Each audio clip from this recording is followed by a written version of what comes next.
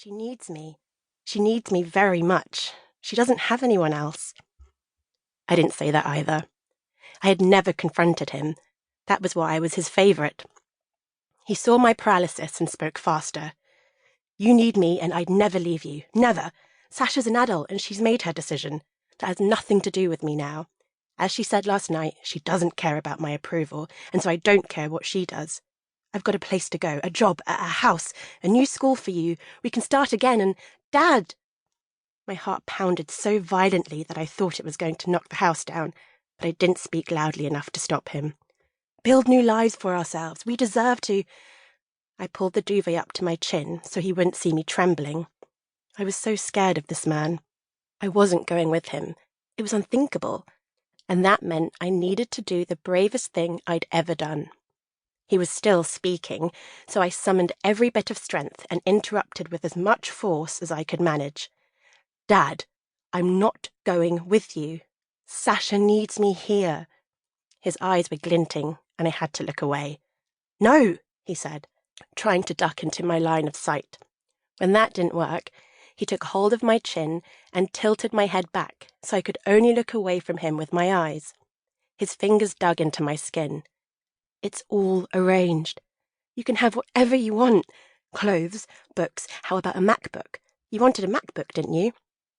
Everything inside me longed to concede. This time, though, I couldn't.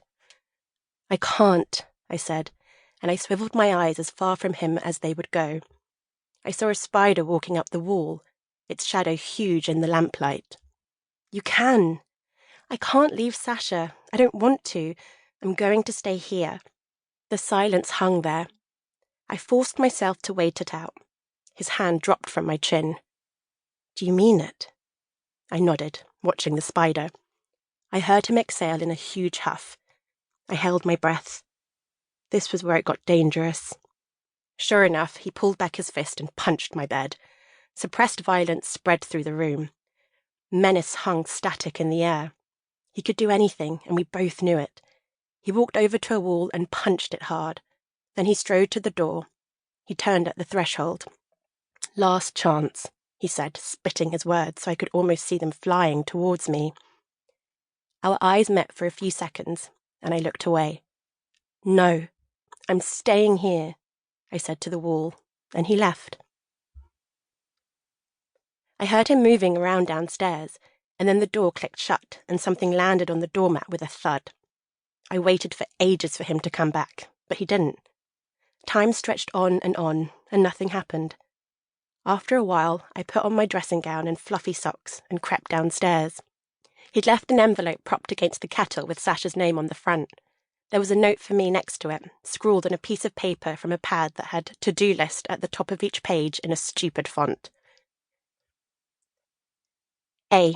I expected better of you. You've broken my heart. Call me when you change your mind. If staying, you need to call your school and cancel the email I sent last night. Enjoy life in foster care. The pen had gone through the paper on those last exclamation marks. I stood at the bay window and pulled back the curtain, my hand making the length of fabric tremble. It was pitch black out there, with thick clouds covering the stars and the moon, but the streetlight showed an empty driveway. He had left. His keys were on the mat, posted back through the letterbox. I pictured him parking round the corner and creeping back to kidnap me. I turned and screamed. Sorry, said my sister, standing blinking in her blue dressing gown, confused. She was holding the envelope that had Sasha written on the front in Dad's best handwriting, which was still bad, even when he was trying. He was a doctor after all. What's happening, mermaid? Why has Dad written me a letter? She shook her head. Actually, I don't need to open it. He's telling me off again about my irresponsible behaviour, reminding me that I'll never be a doctor. I'm going to put it straight in the bin. I hugged her as tightly as I could. She resisted for a moment and then gave in and hugged me back. I didn't cry. I didn't cry. She smelled of Sasha and sleep. What's up? She said. What's he done? He's gone, I said into her hair. Sasha was 4 years older than me, and maybe 4 inches shorter too. It might be one of his mind games, but he said he was leaving. He had a bag. The car's gone. I didn't want to tell her this part.